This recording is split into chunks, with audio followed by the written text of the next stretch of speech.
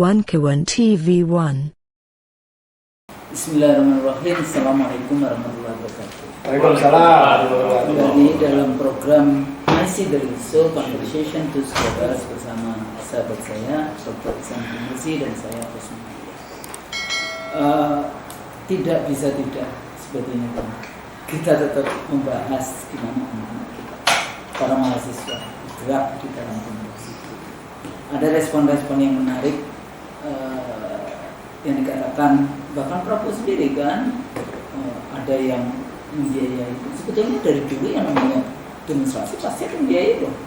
Kalau nggak ada gimana? Siapa yang ngasih? Saya masih ingat tuh 98 dulu yang Nama 98, 66 aja ada membiayai. Iya, maksudnya yang real saya terlibat kayak gitu ya, terlibat membiayai nih. Oh iya. Ya, Iluni UI kayak gitu. Maksudnya, Ibu kita masih kurang mobil berapa? Fisik kurang 2, teknik 5, jadi berapa? 10. Kamu 5 kali 2 atau 5 ditambah 2? Itu mahasiswa-mahasiswa UI aja begitu kita bukan dalam konteks itu. Tapi kalau ngomongin membiayai, demo itu ibarat seperti kereta api. Anda siapapun bisa ikut, terbuka. Tinggalkan siapa yang jadi masinis di situ. Anda ada yang berangkat dari stasiun mana, stasiun mana, stasiun mana. Makanya kalau saya dulu 98 aja, saya mimpin loh. Demonstrasi pakai putih-putih, koalisi perempuan itu di depan Medan Merdeka Utara, di depan Wiranto. Saya megang toa, mimpin para perempuan itu.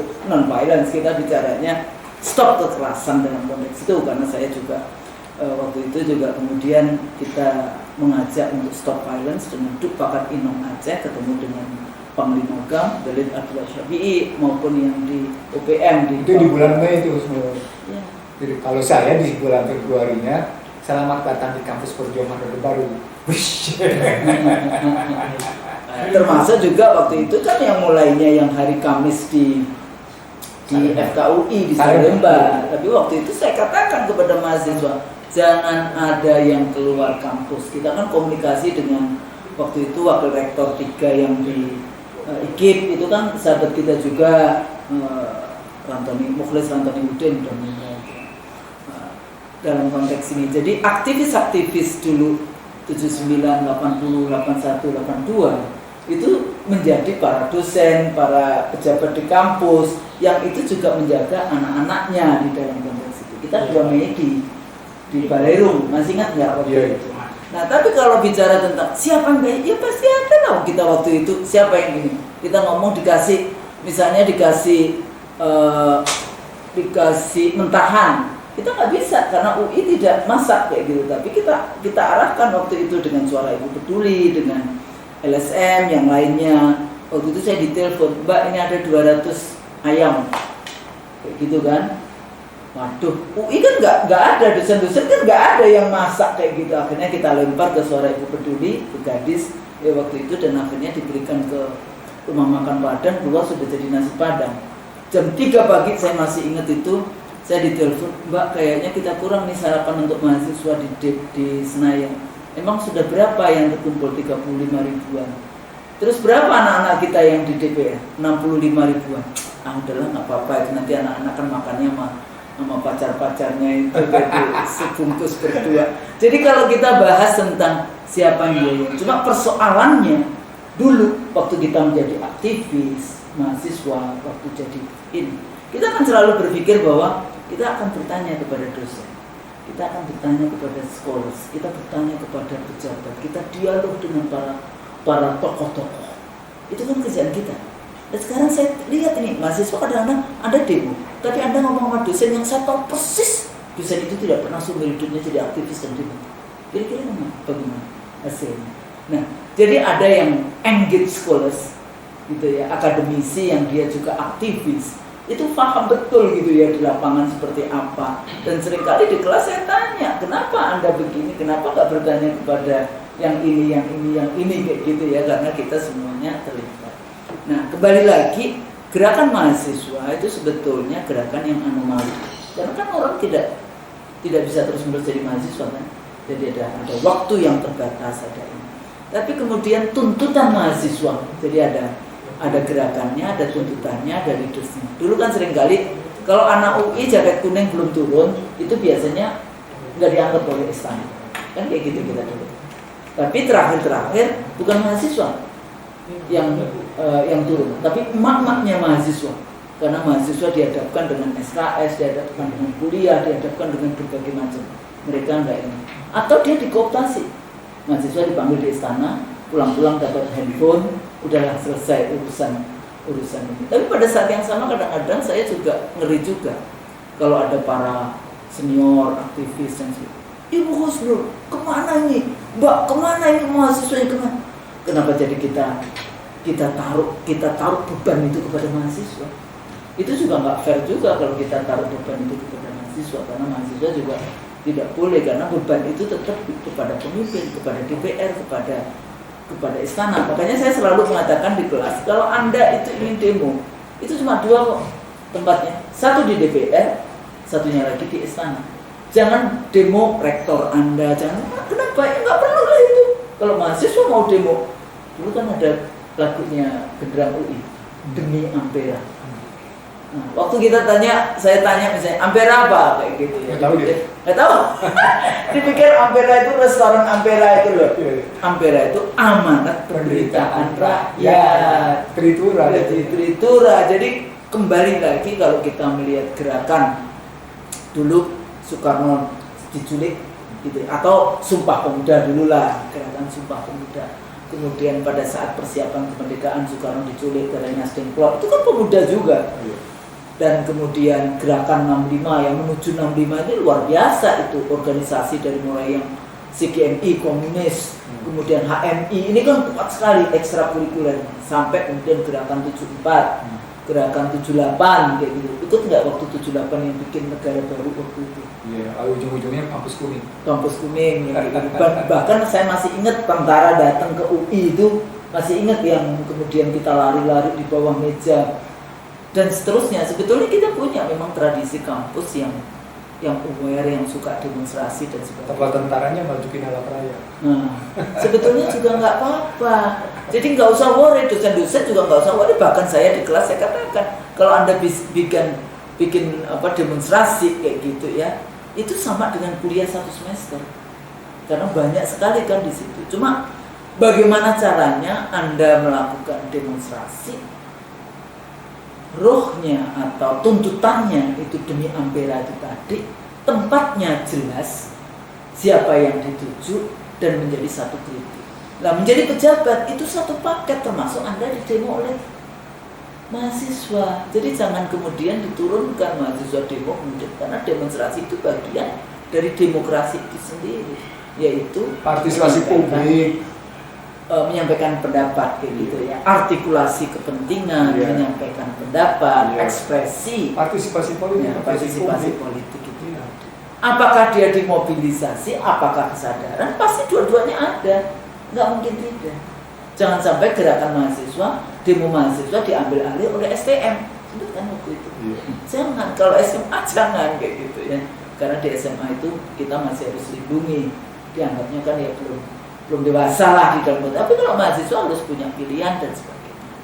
Nah, melihat demo yang waktu itu Garuda Biru, kemudian Indonesia Gelap kayak gitu ya, dan kemudian respons rezim yang kita juga katakan, apakah rezim ini bisa menerima demonstrasi mahasiswa itu sebagai satu bagian dari demokrasi, sebagai negarawan, atau kemudian yang mengatakan itu, loh Anda sekarang menjadi presiden, menjadi wakil presiden, itu kan hasil dari demonstrasi mahasiswa tahun 98. Enggak 98 aja ya, kadang-kadang angkatan 98 ini agak sedikit merasa pahlawan. Saya kasih tahu, tahun 74, gerakan 74 itu sudah mau nurunin Soeharto.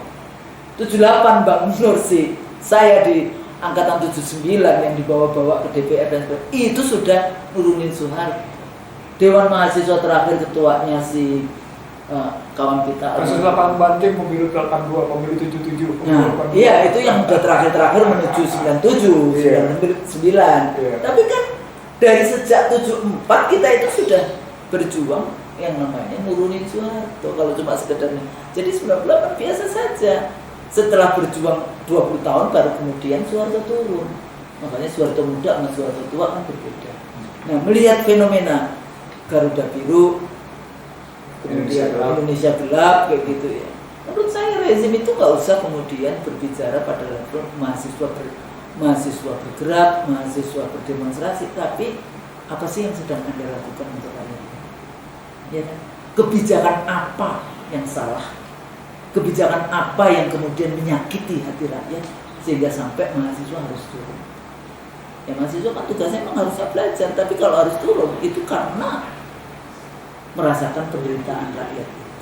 Nah, hal-hal seperti itu mestinya dipahami oleh siapapun pemimpin yang merasa dirinya saya menang karena demokrasi, walaupun Anda menangnya halal atau saya nggak mau berani ngomong halal atau tidak curang atau jujur kayak gitu ya. Ya halal itu jujur, jujur atau curang di dalam konteks itu.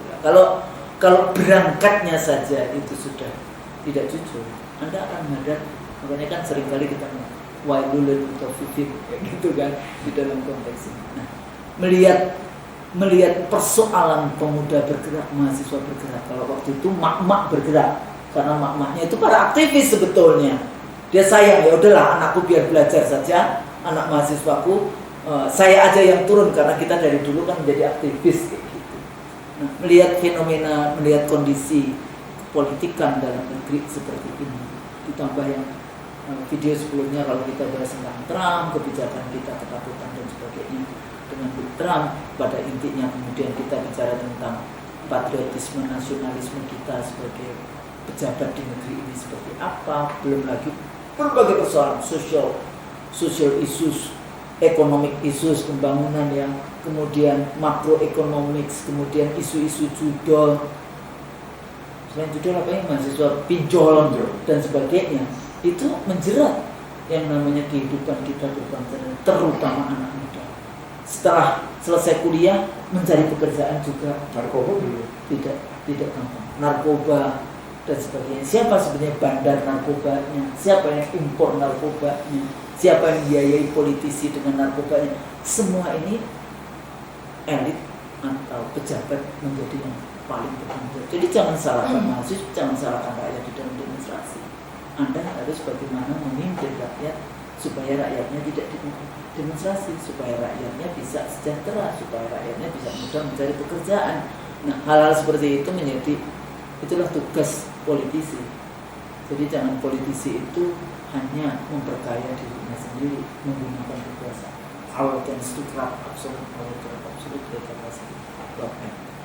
Melihat seperti itu tidak gampang karena waktu itu kita diskusi whatever yang namanya pemerintahan PS ini dia carry over 10 tahun pemerintahan sebelumnya yang itu super kompleks, dari isu korupsi, kong kali kong rezim dengan para bandar, Sembilan Naga, kasus BSN, pembangunan IKN, impor, TKA, undang-undang omnibus, undang-undang kesehatan dan seterusnya.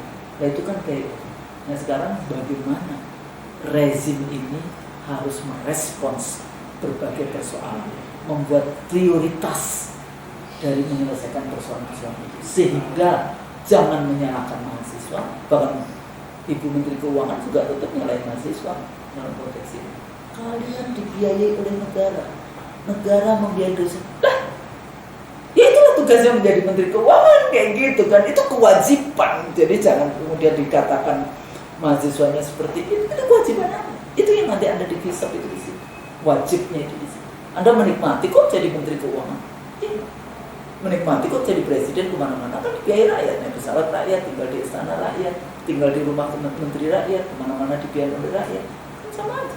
Nah tugasnya Anda mensejahterakan. Bagaimana caranya? Rezim harusnya merespons tuntutan mahasiswa. Tuntutannya apa Bang? Tadi Adili Joko Widodo. Pada saat bicara mahasiswa atau gerakan Adili Joko Widodo, muncul anti undang-undang TNI. Tapi karena undang-undang TNI ternyata salah, berubah menjadi turunkan Gibran. Ya, tapi sebetulnya dui fungsi itu yang harus kita bahas itu polisi. Iya, akhirnya sadar bahas tentang RUU perubahan undang-undang kepolisian. Baru berikutnya muncul yang ketiga, turunkan harga-harga gitu, baru muncul. Itu kan selalu tritura ya.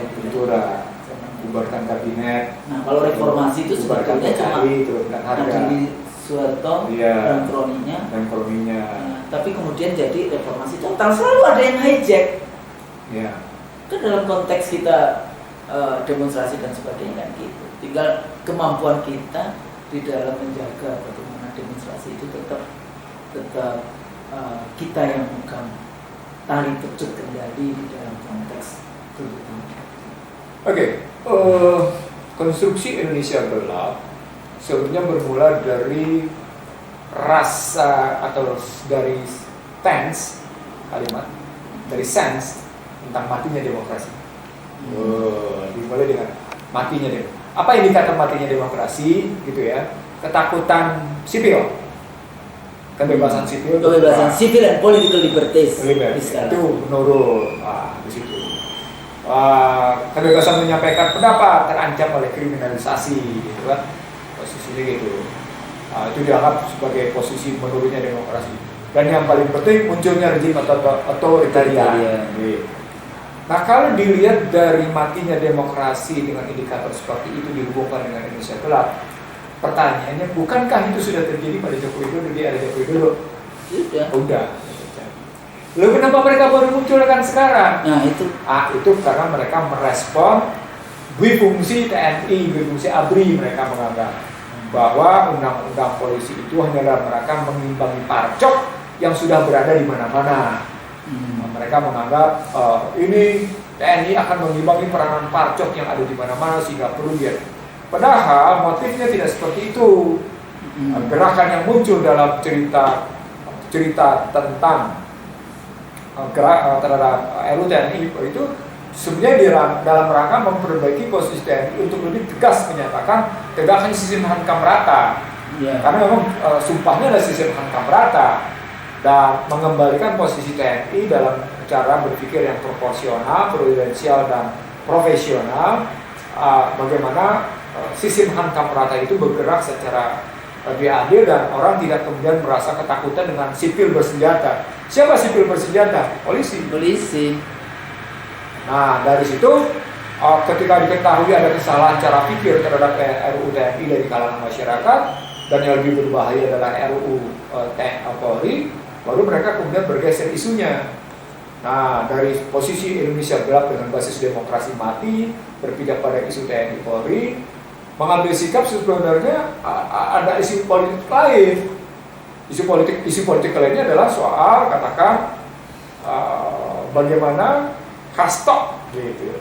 Isu hasto dikriminalisasi menurut mereka karena hasto dibuktikan upayanya sebagai tidak terlibat, maka mereka diajukanlah pra peradilan, lalu muncullah berbagai ratusan pengacara untuk membela hasto.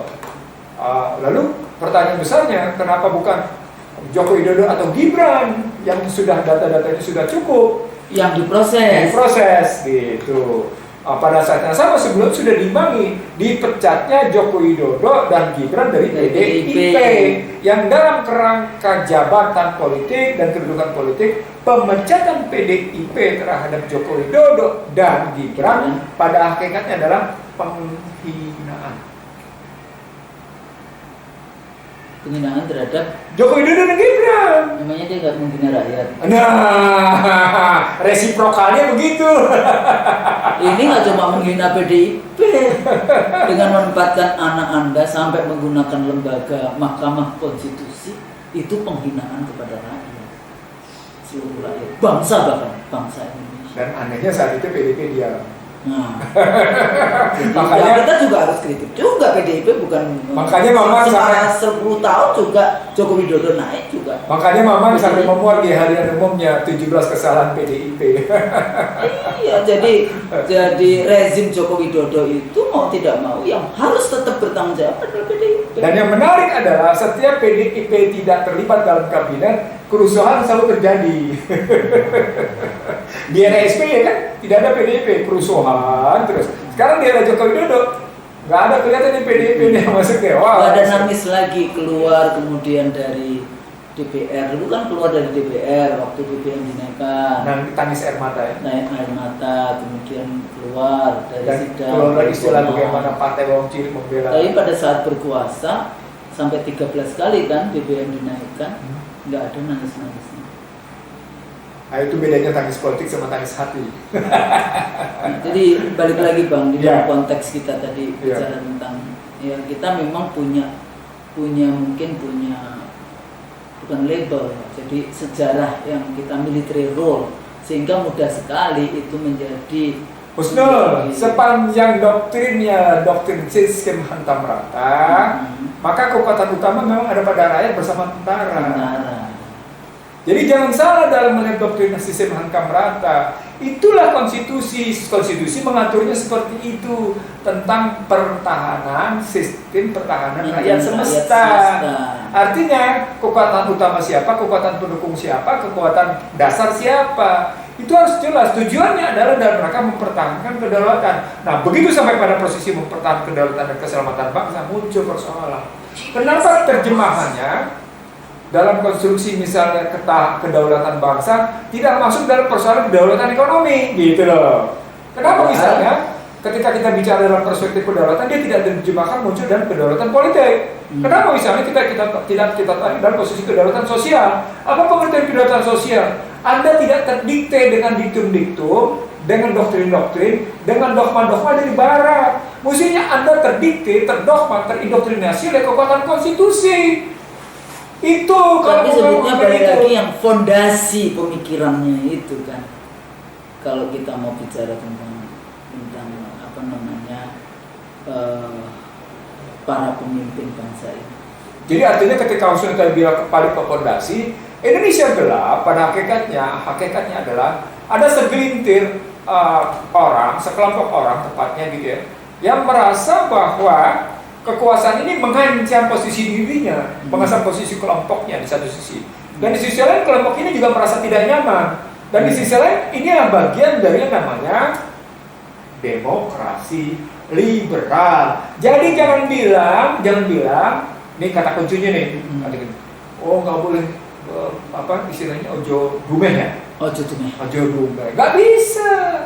Anda sudah menerapkan demokrasi liberal, pasti ada yang namanya kedumehan dan pasti ada keributan. Ada. Jadi pasti. Jangan mengharapkan yang abadi di dunia itu ya itu keributan itu. Sepanjang ada konflik itu adalah bagian yang biasa saja. Jadi ketika Anda bilang ini perbedaan itu, ketika Anda mengambil model Barat sebagai cara mengambil keputusan publik, ulang maksudnya ya. Ketika Anda mengambil model Barat dalam rangka mengambil keputusan publik di bidang sosial, politik dan ekonomi, pasti yang ada adalah politik gaduh, pasti sosial gaduh, pasti ekonomi gaduh. Messi, kalau aku dulu menggunakan kata-kata Messi itu gaduh dalam.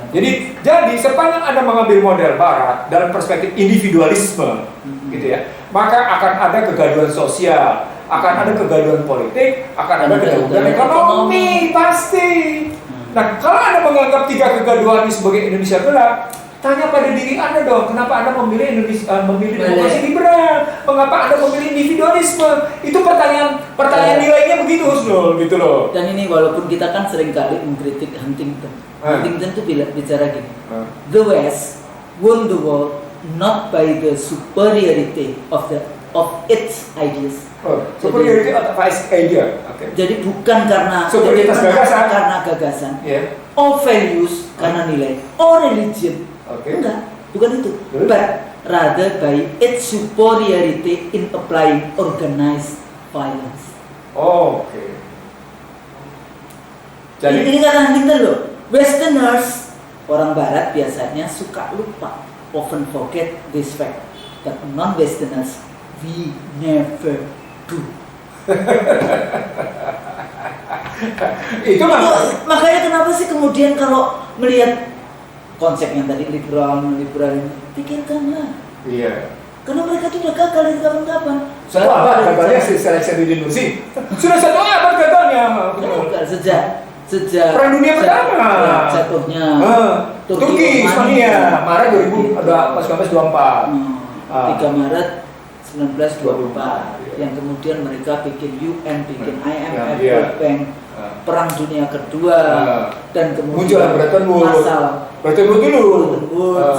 pembangunan, Marshall Plan, 70-an Chicago Boys, 80-an kemudian muncul deregulasi, Thatcherite, Reaganite, third wave democratization-nya Huntington, the clash of civilization, 9/11 yang sebelumnya Bang Nursi juga sampaikan, war on terror, semuanya pada itu gagal.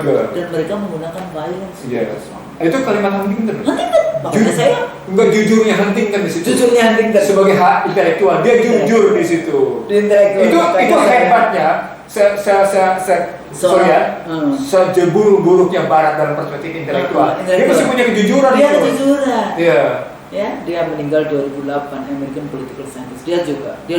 Tapi dia advisor yang saya selalu ngomong, dia adalah penasehat dari Washington administration, terutama politik luar negeri ke negara-negara Islam. Sama seperti jujurnya Krugman sekarang. Jujur Krugman melihat Trump ini akan melahirkan satu kondisi perekonomian yang chaos di seluruh dunia, kata Krugman. Trump kan pendukung ekonomi internasional gitu loh.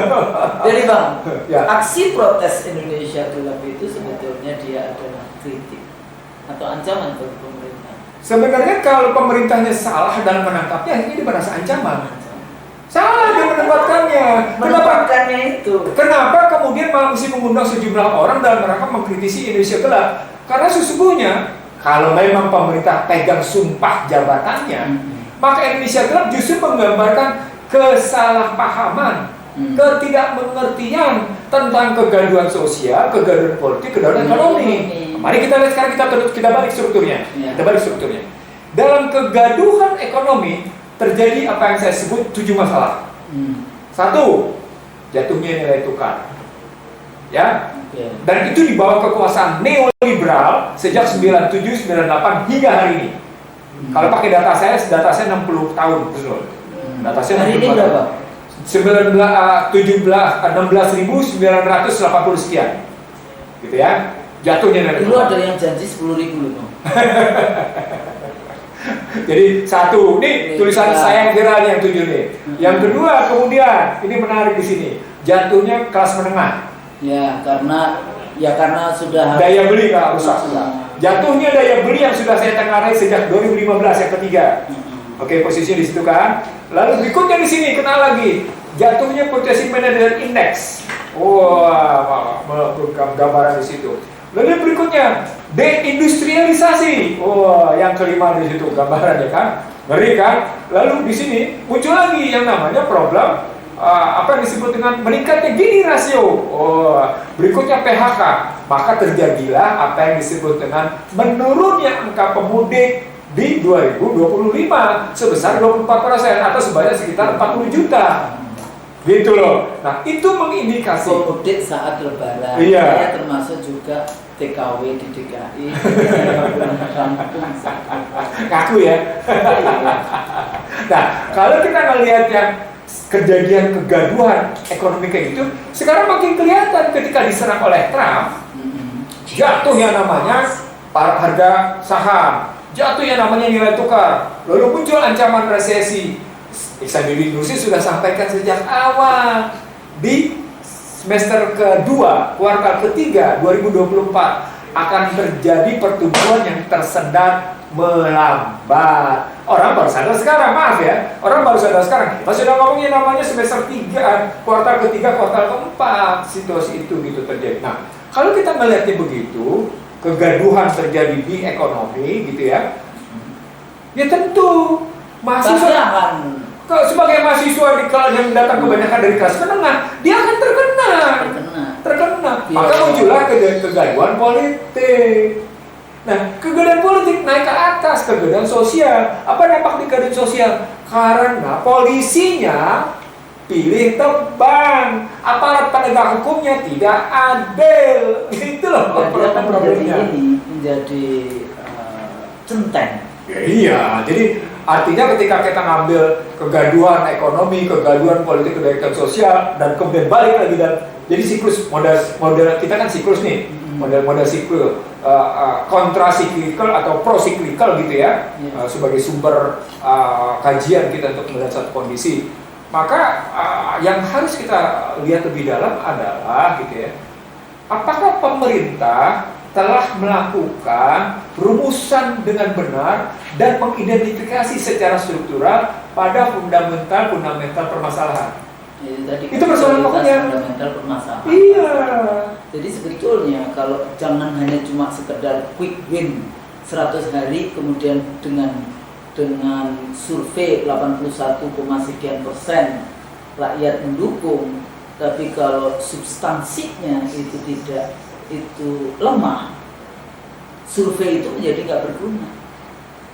Ya, survei itu kan mengatakan pernah terjadi kepuasan terhadap Presiden Joko Widodo sampai 80%. Enggak, yang baru, yang kepuasan pada Prabowo. Ya, bagaimana mungkin Anda bicara tentang 100 hari, kalau indikator-indikatornya Anda sendiri sudah menyatakan kami tidak bicara 100 hari, lalu orang tetap menilai soal 100 hari.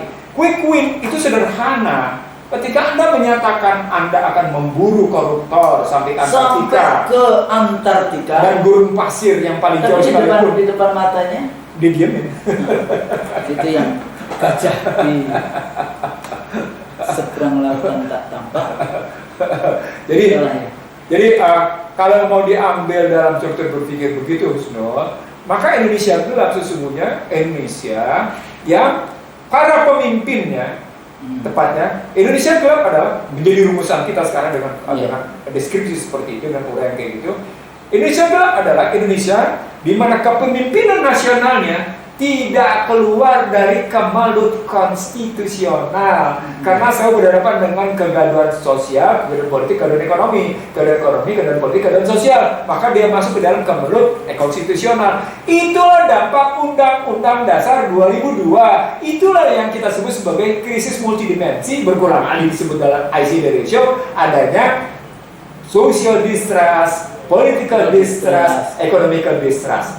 Social disorder, political disorder, economical disorder. Social disobedient, political disobedient, dan economical disobedient sedang terjadi. Itulah krisis konstitusional, sehingga Anda tidak pernah punya jalan keluar. Artinya apa? Anda sedang menikmati ketersesatan. Anda sedang merasa indah. Istilahnya Anda sedang berbahagia dalam ketersesatan. Jadi balik lagi tadi Bang, memang kalau kita lihat rezim PS ya tadi yang saya tentang quick win, mereka kan sangat bangga dengan implementasi dari ini, ada konsepnya, ada makan siang gratis MSG. Padahal MSG itu kan micin tuh. MBG. Nah, terus mereka ngamuk dibilangnya, oh MSG sih, MBG, makan bergizi gratis. Ya, gitu ya.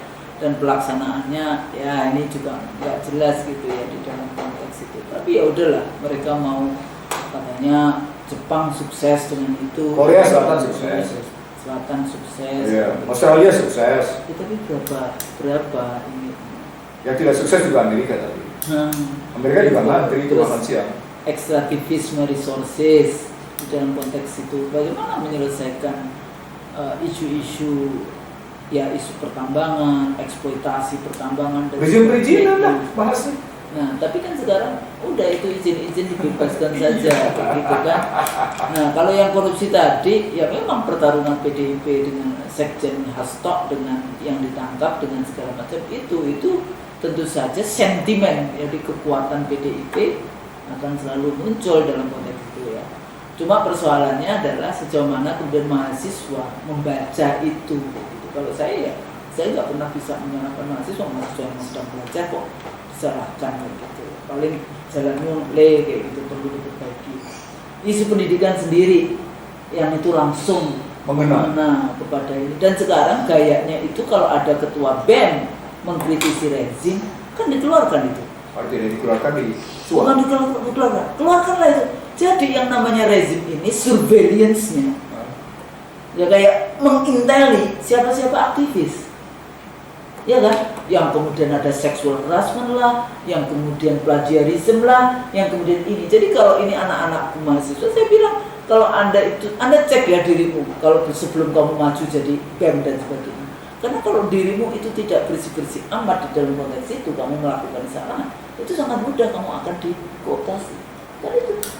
Sekarang kan gampang sekali yang namanya ketua BEM itu dikriminalkan.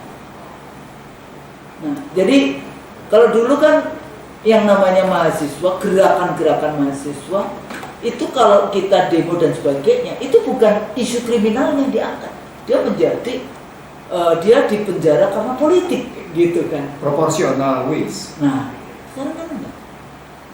Tapi pada saat yang sama kita lihat, emang pejabatnya isu ijazah aja.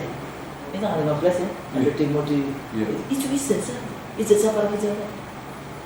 Kenapa sih? Isu gelar, isu ijazah, isu profesor. Ini juga isu ya kayak gitu ya. Jadi lagi-lagi adab, akhlak, ya ethics itu menjadi sangat penting di dalam konteks Anda mau berkuasa di mana. Nah, kegaduhan sosial itu menunjukkan jatuhnya moral pejabat yang mengalir ke bawah. Rontoknya etika pejabat yang mengalir ke bawah, dan itu diindikasikan dengan namanya judol dan pinjol. Judolnya yang bikin rusak rumah tangga dan mental orang, mental masyarakat. Pinjolnya mengakibatkan yang namanya gambaran riba yang akan menggulung kehidupan habis-habisan. Tuh, bukankah itu punya relasi kental gitu loh? Gitu loh melihatnya. Jadi kalau Anda jadi politisi kemudian ini ya, kemudian ngambilnya dari judul duitnya dari judul, duitnya dari korupsi, terus Anda menang dengan cara money politics, menyuap dan sebagainya. Emang Anda bisa kemudian punya dignity? Waduh, berat itu pertanyaannya. Persoalannya kalau kita melakukan semua itu kan kita nggak bisa yang namanya dignified person. Nah, saya pernah, mungkin Usul ingat waktu saya ngasih mata kuliah kita terus social dignified. Basisnya kan tetap bagaimana social trust, social order, social obedience yang melahirkan political trust, political obedience dan political order dan political obedience. Basis jelas melahirkan economical trust, economical order dan economic obedience. Dan itu melahirkan akan disebut dengan certainty. Coba, melahirkan kepastian, social certainty, social certainty, political certainty, kan kita melahirkan begitu. Apa poinnya? Poinnya adalah gitu ya, ketika Anda berkiblat ke dalam sesuatu yang justru menggambarkan, menghasilkan apa yang disebut dengan kegaduhan, dari mulai kegaduhan keluarga, kegaduhan individual, kegaduhan keluarga, sampai dengan kegaduhan negara, maka jangan pernah Anda berani-berani mengucap sumpah jabatan. Jangan pernah berani anak kita juga. Iya. Enggak, artinya para pejabatnya. Iya, para pejabat, tapi anak kita ini juga belajar. Iya, harus belajar. Jadi artinya Indonesia gelap harus dipahami bahwa Anda sedang tersungkur karena Anda telah menyalahi, mengingkari, mengkhianati janji suci para pendiri republik. Itulah Indonesia gelap. Itu yang selalu pertanyaan saya, pernah nggak sih politisi di Indonesia, presiden, wakil presiden, para menteri itu selalu kalau berdebat, kalau ngomong, ya Sri Mulyani misalnya yang ngomong di depan mahasiswa, tugas konstitusinya perdebatan menggunakan pasal-pasal konstitusi. Kita dengarkan aja lah ya, whatever yang kita ngomongin Amerika, kita kritik habis karena liberalisme. Tapi yang namanya Obama, Hillary Clinton, itu selalu kalau berdebat itu konstitusi, bicara seperti apa, anggota Kongres konstitusi, si Ilhan Omar kayak gitu ya, konstitusi. Jadi pegang itu konstitusi. Sekarang Trump digugat oleh konstitusi, dianggap melanggar satu konstitusi tentang kebebasan menyatakan pendapat dan berkumpul. Ya selalu konstitusi karena di situ letaknya, walaupun kita kritik karena liberalismenya kayak gitu dan konstitusi, tapi tingkah laku para politisi itu menggunakan pegangan yang namanya konstitusi, karena itulah yang namanya kesepakatan bersamanya, janji suci bersama. Lalu kita nggak ada. Aku belum pernah itu melihat DPR itu berkumur-kumur juga tugas konstitusi itu begini-begini kan, sepertinya sudah berada di kepalanya dia atau sini. Enggak, Anda itu harus melaksanakan. Presiden juga demikian. Jadi tugas misalnya memberikan penghidupan yang layak pada kemanusiaan dan sebagainya. Gimana caranya, polisinya apa? Jadi jangan kemudian terus Menteri Keuangan pernah bilang juga kan, kalau nggak mau bayar pajak atau apa kayak gitu, keluar dari Indonesia. Dia aja keluar. Karena sudah menciptakan utang. Karena udah saya bilang, dia bukan pencipta uang, dia pencipta utang. Keluar aja dari Indonesia gitu. Tapi dia bilang, oh itu jangan lihat jadi ini sepotong kayak gitu ya. Harus konteks melihat semuanya. Apa isinya utang itu nanti juga mati. Dan tesis saya adalah sepanjang utang itu belum selesai, dia tetap akan terbawa kepada siapa penciptanya. Ngeri loh. Pencipta utang ini siapa? Dia. Sepanjang utang yang dia ciptakan belum terbayar lunas, maka akan terbawa oleh dia sampai kapanpun. Ngeri itu. Kuburan? Iya, termasuk. Dan selama dia sudah dalam kuburan masih belum juga lunas, tidak akan terjadi pemeriksaan terhadap diri. Jadi apa yang dilakukan itu jangan sembarang melihatnya, jangan sepotong. Makanya aku dulu pernah diundang itu NU garis lurus, saya bilang, Pak Yai, itu utang luar negeri kan semakin menumpuk. Itu dalilnya, fikihnya itu. Nanti siapa yang dihisab? Oke, ini ketawa-tawa aja nggak jawab pertanyaan saya. Sederhana. Ada yang menciptakan utang kok. Anda lihat ya? Tanda tangan. Nah, dalam prinsip ilmu ekonomi Islam, utang boleh tercipta jika Anda sungguh-sungguh dalam keadaan darurat. Sepanjang Anda masih bisa memenuhi hajat hidup diri Anda, maka Anda tidak boleh berhutang. Kenapa? Karena berhutang adalah menggadaikan harga diri, menghancurkan pendapatan masa depan, terhina siang, menderita malam. Oh, sampai kayak gitu coba. Itu mikirin sampai kayak gitu, makanya kayak gitu loh. Itu yang dalam sehingga artinya satu negara sampai ada muncul, saya ingat betul saya ditanya oleh seorang wartawan yang merasa hebat, bang, negara mana yang tidak punya utang? Nah, di sini saya bilang ini soal paradigmatik. Ada paradigmatik di sini. Turkmenistan itu negara tanpa utang. Dan kalau kita boleh mencipta utang, maka pertanyaannya adalah utangnya kayak apa, untuk apa, kemana larinya, kemana penggunaannya. Jadi point to pointnya gitu ya, antara utang sama aset itu harus kelihatan. Anda belajar ekonomi kan? Ketika Anda belajar aset, maka Anda harus bicara tentang kewajiban. Ketika Anda menciptakan kewajiban, maka Anda harus menimbulkan aset. Ketika Anda menimbulkan kewajiban utang, maka pertanyaan aset apa yang tercipta? Dan itu harus konkret, tidak boleh gelondongan. Gua utang itu nggak bisa begitu. Karena tidak apple to apple dalam neracanya. Jadi neracanya dalam cara berpikir saya adalah ketika Anda menciptakan hutang, maka saya harus bisa menjawab aset apa yang terbentuk. Kira-kira aset mana yang nanti akan harus menutup hutang? Itu tujuannya tadi agar hidup Anda ketika Anda tutup itu asetnya bisa menutup kewajiban. Gitu mikirnya. Dan ketika yang namanya aset yang terbentuk tidak mampu menutup kewajiban, sampai kapanpun nanti tidak pernah bisa. Tapi dari kawan-kawan kita, pejabat-pejabat di Indonesia, soalnya ini banyak kawan kita yang jadi pejabat di menteri ini, kayaknya kalau tadi melihat HP itu, di HP saya itu nomor menteri banyak banget gitu. Termasuk nomornya asistennya Prabowo kan, dalam konteks itu. Nah, pernah nggak sih berpikir tentang paradigma yang khususnya kalau saya pernah berdebat dengan beberapa pejabat gitu ya. Seorang pejabat bilang begini, ketika dia dianjurkan juga berdebat dengan saya, berdiskusi dengan saya, boleh kita diskusi, tapi jangan mengundang Iksanuddin. Itu lapangan pantai. Ya biasa aja, saya juga kayak gitu. Husnu Maria dicoret. Gitu. Begitu juga ini di Kementerian Dalam Negeri untuk ngasih pendidikan fintech di PRT se-Indonesia dicoret. Ada sama aja. Udah gitu, emang rezeki gue dari fintech gitu.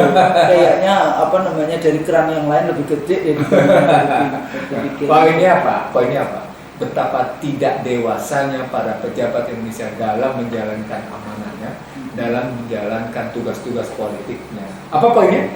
Tidak proporsional, tidak profesional, tidak prudensial, tidak public domain, tidak public benefit. Itu yang saya bilang melanggar 7P. Gitu loh. Melanggar 7P. Bahasanya Al-Quran kan Nah, jadi balik lagi Husnul.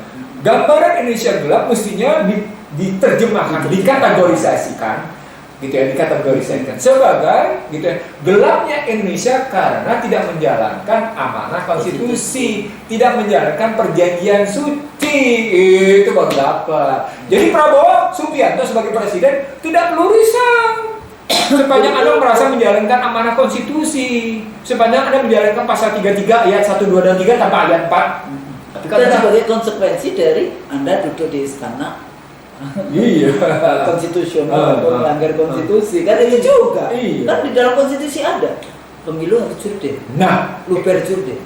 Kita turunin sedikit dulu. Ketika kita bilang Indonesia gelap adalah Indonesia yang tidak menjalankan janji suci, maka Indonesia gelap juga terjadi jika para pejabat kerjanya melakukan simbolik tortur. Apa indikatornya? Sederhana, dasu itu simbolik tortur. Ya, terus ada lagi. Kampungan itu simbolik tortur. Itu masak aja tuh kepala babi. Itu simbolik tortur. Iya itu. Masak aja itu. Enggak, saya ingin aku sedih itu, aku sedih. Jadi artinya begini Mas Nur. Suka tidak suka, tidak etisnya pejabat, tidak santunnya pejabat kepada rakyat, dia menggambarkan sebuah sikap simbolik tortur, kekerasan simbolik, kekerasan verbal. Nah, gambaran kekerasan verbal ini menunjukkan betapa pejabat tadi tidak merasa bahwa dia sesungguhnya memperoleh amanah dari rakyat. Bahaya. Bahaya Usni. Anda busung jadi pilihan-pilihan diksi pejabat itu hati-hati. Nah, karena itu, ketika Anda busung dada dengan jabatan, suatu saat sikap busung dada itu keluar aja dari Indonesia. Nah, sikap busung dada Anda itu akan menampar wajah Anda sendiri. Sikap busung dada itu akan menampar tubuh Anda sendiri. Menampar dalam pengertian hati, menampar dalam pengertian pikiran, menampar dalam pengertian tubuh, Husnul. Pemerintah Husnul. Kayaknya juga ada itu gerakan yang keluar negeri itu apa namanya? Kabur aja dulu. Ya, kabur aja dulu. Itu gimana itu? Nah, kabur aja dulu kan sesungguhnya akhirnya responsnya juga begitu. Iya, ya kabur aja. Dan jangan pulang kalau kan itu kekerasan simbolik. Nah, artinya lagi-lagi keluar aja kalau mau bayar pajak gitu loh. Jangan tinggal di Indonesia kalau itu kan kalimat itu kekerasan simbolik. Atau emang siapa yang bisa bekerja gantiin TKA Cina? Kalau cuma jadi OB saja ngapain mesti dari Cina? Iya, bahasa lainnya tadi kalau kita turunkan ke Indonesia gelap adalah Indonesia di mana tidak menjalankan. Maka yang kedua adalah Indonesia gelap adalah Indonesia di mana pejabat melakukan kekerasan verbal terhadap rakyat. Itu gelap itu. Tapi saya koreksi yang saya sebut Cina itu Cina Jinping sana ya. Jangan sampai Cina Indonesia itu kemudian terganggu dengan IC3. So yang saya maksudkan TKA Cina itu TKA rakyatnya Jinping. RRC sana ya cuma politisinya partai politik. Masa belajar partai politik belajar partai di Cina emang ada. Jadi pendekatan pertama kita pendekatan sistem, pendekatan kedua kita pendekatan perilaku. Kata-kata. Pendekatannya behavior approach namanya, gitu ya. Nah, yang ketiga pendekatan kita dalam melihat Indonesia gelap. Indonesia gelap itu adalah ketika kita kehilangan perencanaan, kita ketidakmampuan merumuskan perencanaan ke depan. Bagaimana langkah Indonesia ke depan? Anda boleh punya hasta cita, tapi pertanyaan berikutnya, apakah hasta cita Anda didasarkan pada data yang valid? Apakah didasarkan pada data yang aktual, gitu ya? Pada data yang aktual, ini penting nih untuk pertanyaan dan data yang akurat. Kenapa pertanyaan kayak gitu? Pertanyaannya muncul begini. Jadi beberapa waktu lalu saya ketemu atau termasuk juga variabelnya. Pasti termasuk soal stunting misalnya kita ribut-ribut sejak berapa tahun lalu gitu ya. Nah, pertanyaan begini, Anda dapat data dari mana stunting sekian juta? Anda dapat dari mana butuh makan berbiji gratis 81 juta? Dapat data dari mana? Itu kan perlu dipertanyakan. Apakah data Anda akurat? Apakah data Anda aktual? Apakah data Anda signifikan dan relevan dalam rangka memunculkan pembiayaan 25 triliun per bulan? Kan itu muncul persoalan pokoknya. Itu kerjanya cuma menghitung aja jumlah penduduk SD, SMP, SMA. Apalagi kalau Husnul masuk lagi ke dalam pesantren nggak dimasukkan lagi. Gini, apalagi sampai Husnul bilang jumlah penduduk SD, SMP, SMA plus pesantren. Pertanyaan berikutnya, di dalam jumlah penduduk jumlah murid SD, SMP, SMA dan pesantren itu, pertanyaannya data siapa yang dipakai? Data BPS, data Kemendikbud, data Bappenas, data Kementerian Keuangan, data Kemensos, data siapa? Data siapa yang kita pakai? Dulu itu ada ya data itu Bang. Data BPS. Iya. Data Kemendagri. Iya. Kemudian data BKKBN. Iya. Data KPU. Iya. Data ini Bapenas. Pemda. Iya Pak, iya. Pemda. Karena ada DAU, DAK ini. Iya, iya. Beda. Dan semuanya ini beda. Beda secara singkat. Karena saya memang pegang data di KPU kayak gitu kan. Nah, artinya Husnul, saya mau bilang jangan tergopoh-gopoh mengambil keputusan karena itu melanggar prinsip-prinsip prudensial. Melanggar. Ketika Anda melanggar prinsip-prinsip kebijakan prudensial, berarti Anda melanggar prinsip kebijakan profesional. Ketika Anda melanggar prinsip-prinsip kebijakan berbasis profesional, pasti Anda melanggar kebijakan berbasis proporsional. Ketika Anda melanggar kebijakan itu, maka Anda pasti tidak memenuhi prosedur legal konstitusional. Apa poinnya? Tidak tercapai mengatasi kemiskinan. Bisa jadi menimbulkan kemiskinan baru. Apa indikatornya? Dikritiklah saya sama Anwar Abbas. Itu makan bergizi gratis itu menghilangkan juga para pedagang nasi di tiap sekolah. Oh iya juga ya. Iya juga. Tapi Anwar Abbas sekali kata, oh iya juga ya. Orang-orang pedagang nasi di sekolah itu akhirnya dengan makan bergizi gratis tutup. Lalu cari kerjaan kemana?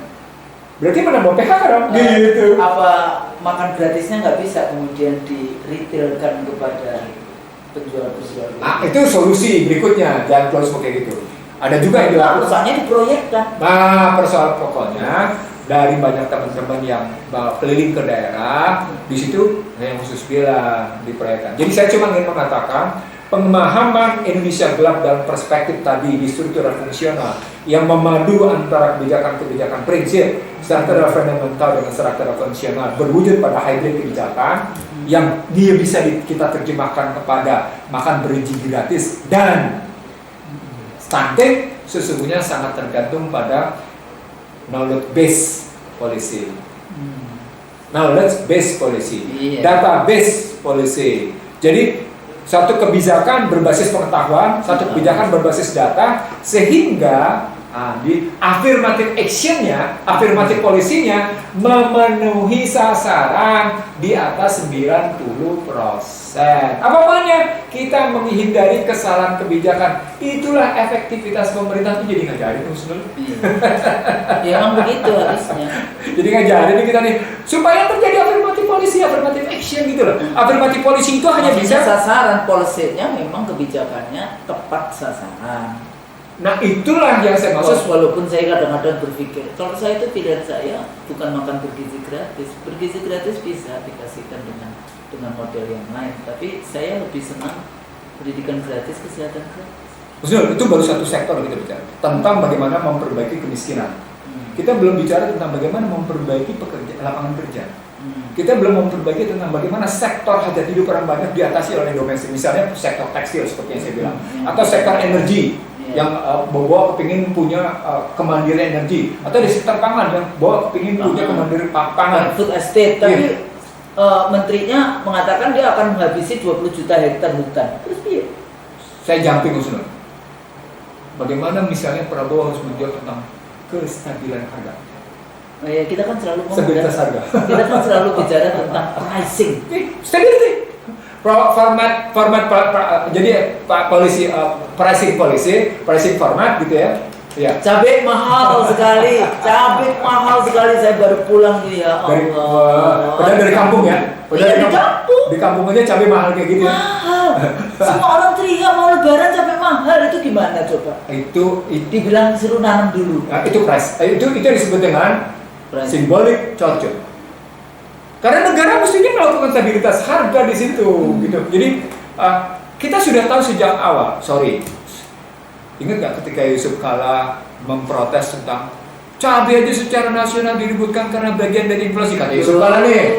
Waktu itu saya ingat Yusuf Kala ngomong gitu. Oke, karena saya tanya, apakah negara sudah berhasil mengatasi inflasi di level itu disebabkan oleh kemampuan negara menjalankan fungsinya? Kemampuan negara menjalankan fungsi pada kunci price stability adalah penyesuaian antara konsumsi dengan produksi. Ya kan? Nah, sekarang pertanyaan, kalau sampai terjadi inflasi, maka yang terjadi adalah jumlah produksi tidak mencukupi kebutuhan konsumsi. Kan gitu. Makanya kemudian terjadi kenaikan harga pada saat yang sama berlaku hukum pasar bebas. Makin tingginya permintaan. Kalau gitu pertanyaan, ini salah produksi atau salah sistem? Kan kalau kita ngambil sumber daya produksi distribusi.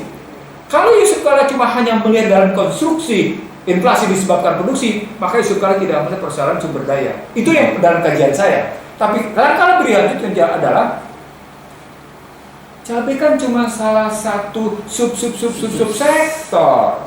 Tapi Bang, dulu itu kan kita ingat nggak zamannya Soeharto? Itu selalu ada informasi harga pasar.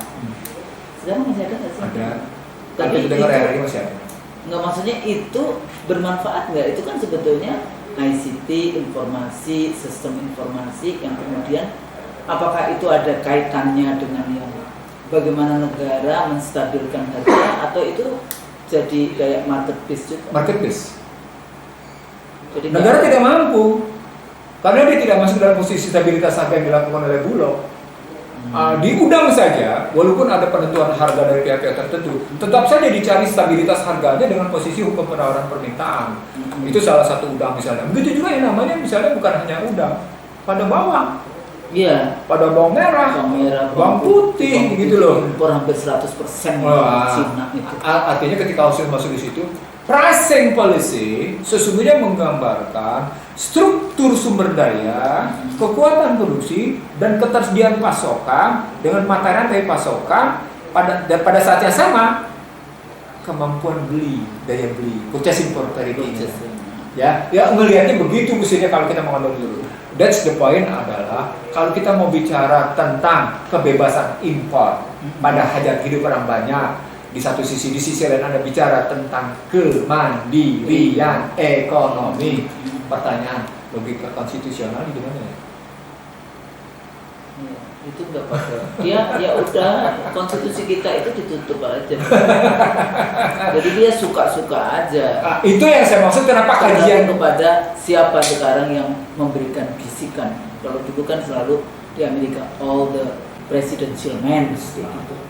Ya, semua penasihat laki-laki di sekitar presiden gitu. Ini di sini juga kayak gitu kan. Siapa orang-orang di sekitar presiden yang suka bisikan? Khususnya itu memang ilmu politik di situ. Kalau saya ngambilnya iyalah, saya kalau bahas harga berapa ini paling saya cuma ngamuk aja kalau kalau itu ilmu politik bahas ya tentang begitu. Tapi saya belum sampai pada ilmu politik begitu. Saya mau ngambil dulu mengatakan inilah penjelasan tentang Indonesia gelap butir ketiga yang melihat relasi antara sumber daya produksi dan distribusi dengan menyatakan ketersediaan atas impor yang penting tersedia ada, lalu berhadapan dengan isu tentang kemandirian yang bicara tentang sistem.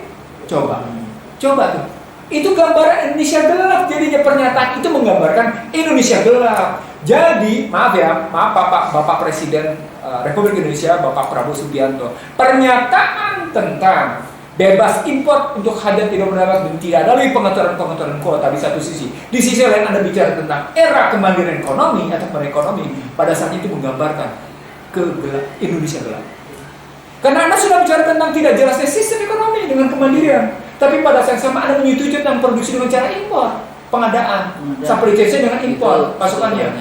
Cuma ketahanan aja bicaranya. Itulah. Kalau Anda bicara tentang ketahanan begitu tapi di sisi kemandirian, di dalam model kita akan di-ransacking dengan ini, nggak mungkin. Untuk apa kita bernegara gitu loh? Nah, khususnya menggunakan istilah ransacking.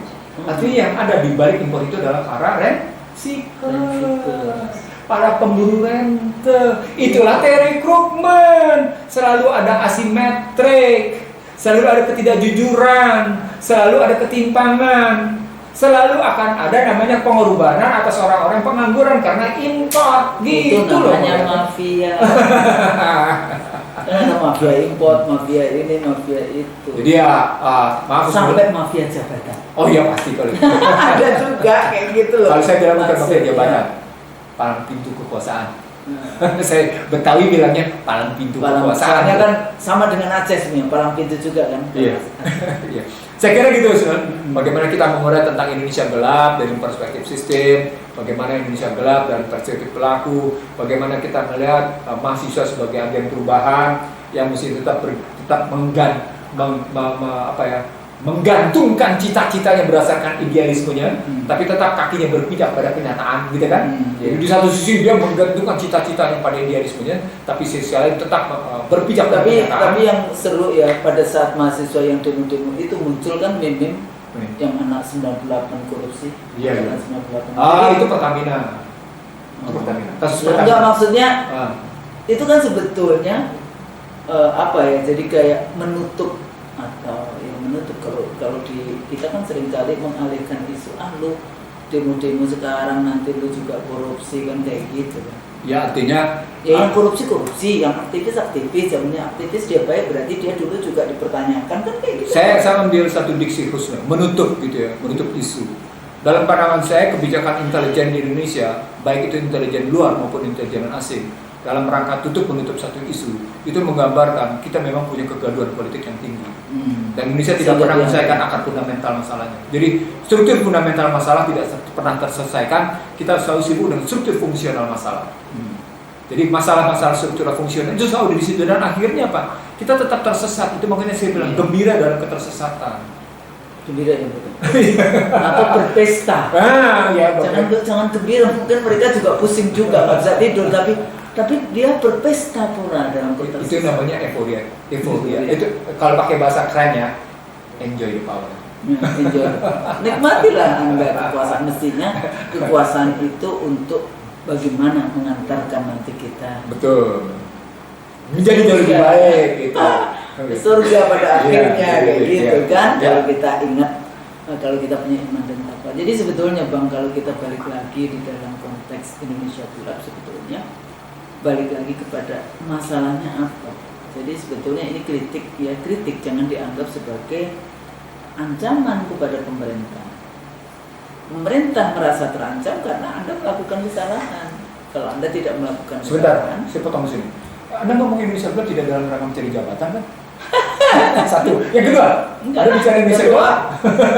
Enggak. Saya enggak, insya Allah saya enggak ini. Yang kedua, Anda bicara. Saya sudah punya jabatan. Punya. Iya. Yang kedua, dosen UI.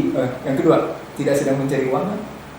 Alhamdulillah, uang kan rezekinya ada 8 pintu dari Allah. Nah, saya bersyukur, banyak berpikir, banyak sedekah. Sudah ketawa saya dong. Sudah dari pintu yang tidak disangka-sangka, dari hasil ikhtiar. Udah nggak usah takut.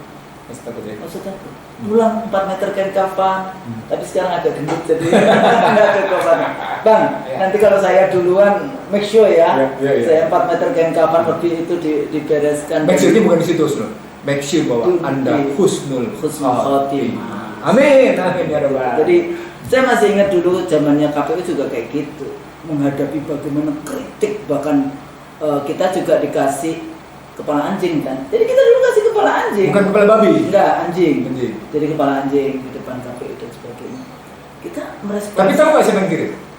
Ya akhirnya tahu. Tahu ya. Pada akhirnya tahu kan, kita pasti nyari lah. Kita juga punya intel sendiri. Nah, akhirnya sampai mahasiswa, satu-satunya gerakan demonstrasi mahasiswa yang kita terima itu mahasiswa UI. Karena di KPU kan banyak orang jaket kuning. Aduh, mati aku kayak gitu ya. Akhirnya Pak Nazar nyuruh saya untuk menerima. Saya dengarkan, apa sih kalian punya ini, berapa poin ini? Coba terangkan satu persatu, ini apa maksudnya, tuntutannya. Setelah mereka sudah semuanya, nggak ada lagi, sekarang gantian saya ya. Dari semua satu persatu, ini bukan tugas KPU, ini bukan KPU, ini kekuasaannya nggak di KPU, ini bukan KPU, ini partai, ini parlemen, ini istana, ini partai, ini parlemen, jadi nggak ada urusannya dengan KPU. Gimana Anda mau demonstrasi dari KPU? Saya ajak bicara dan sebagainya. Tapi intinya adalah kita tidak menyelesaikan, silakan aja kalau mau demo silakan aja. Dulu dari kawan-kawan yang different ability, gitu ya. Terus sekjennya itu perempuan, Bu, kita ini, tapi kan dia mau, Bu, hari ini nggak bisa. Kalau mau besok jam sekian, insya Allah saya sedang nego dengan ketua KPU untuk terima ibu. Jadi posisi saya dulu, kalau Anda demo ya silakan aja demo.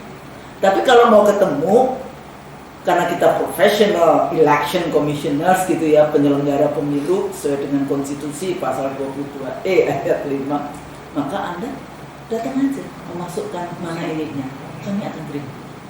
Jadi beda, kalau demo ya silakan demo, kita nggak ganggu demonya. Paling kita lihat apa sih yang di demo, baru kemudian kita cek bener nggak. Jadi kita beresin kerjaan kita, sehingga kita setelah kita bereskan kerjaan kita tunjukkan kepada publik bahwa kita beres kok. Kalau sekarang pemerintahan sekarang beresin kerjaannya. Nah di situ kok jadi kemudian kita berdebat, berdiskursus kayak gitu ya, yang tadi penggunaan diksi dasmo, penggunaan yang kayak gitu-gitu, hidup Joko Widodo saat masyarakat menginginkan pengadilan Joko Widodo. Ya. Hal-hal seperti itu sebetulnya malah kontraproduktif bagi rezim. Ya enggak, mestinya kan dicek apa ini masalahnya. Saya sebenarnya punya saya sebenarnya punya Yes, pertanyaan mendasar, Wisnu. Walaupun sebagian besar saya tahu jawabannya. Kenapa pemerintah kontraproduktif ya? Apa pemerintah ini sekarang memang dalam bahasa yang sederhana merupakan bagian dari masalah? Ya, kan? Pertanyaan ini pernah muncul di IC dari show. Pernah kita bilang juga. Jika satu kepemimpinan bagian dari masalah, dia tidak pasti tidak bisa membentuk aset. Itu tidak ekonomi. Dia menjadi tidak pernah bisa ada aset. Jadi jadi cara ini pernah muncul. Beban dari rakyat. Nah, mestinya Prabowo Subianto sebagai pemimpin rezim kali ini menunjukkan dia bukan bagian dari masalah, dia bagian dari penyelesai masalah.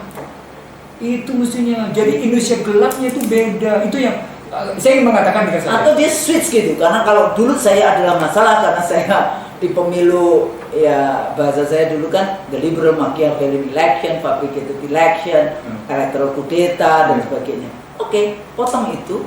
Anda kemudian sekarang duduk di situ, selesaikan masalah. Cut off masalah itu hanya bisa terjadi kalau Anda sudah punya posisi audit, sehingga Anda tahu posisi Anda di mana.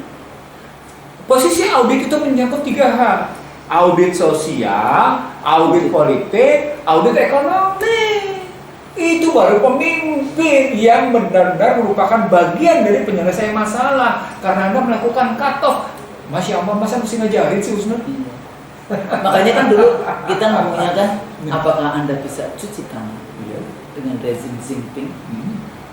Ya tentu saja dengan segala kroninya sampai yang ini di sini, boneka-bonekanya yang di sini.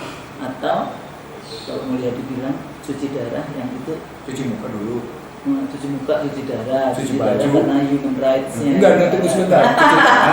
Cuci tangan, Oke. cuci muka, cuci Oh, baju, iya. cuci baju, baru cuci darah. Cuci darah. Cuci darah, hemodialisa, ya. Cuci muka, Cuci baju, lengan, ya.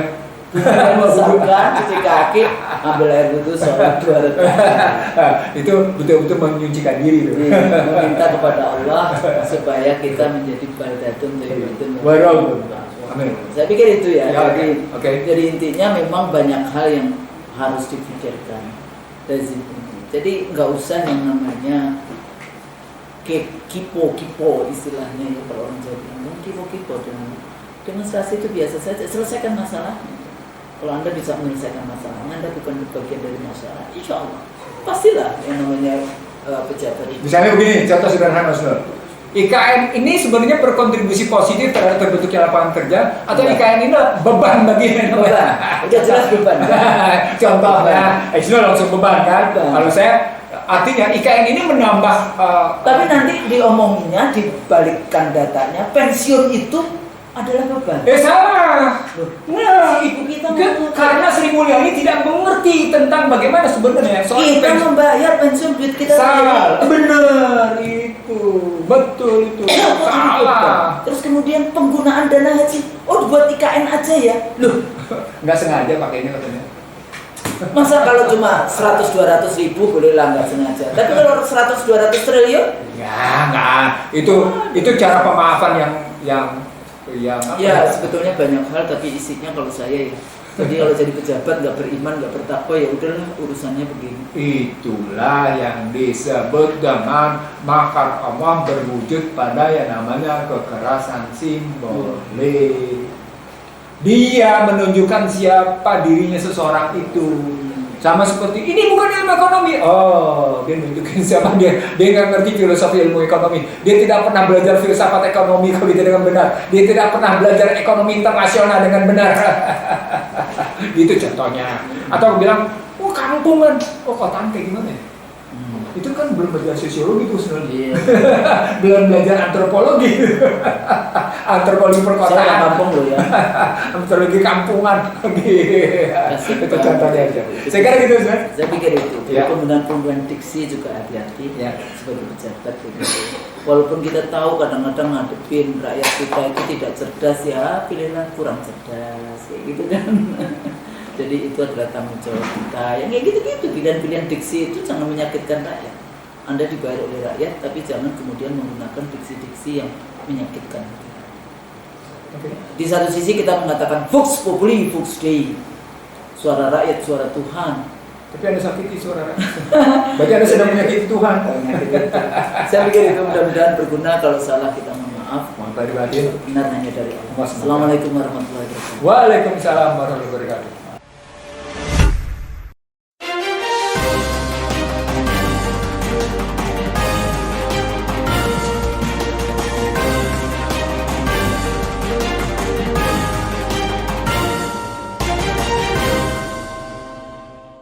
One Kawan TV 1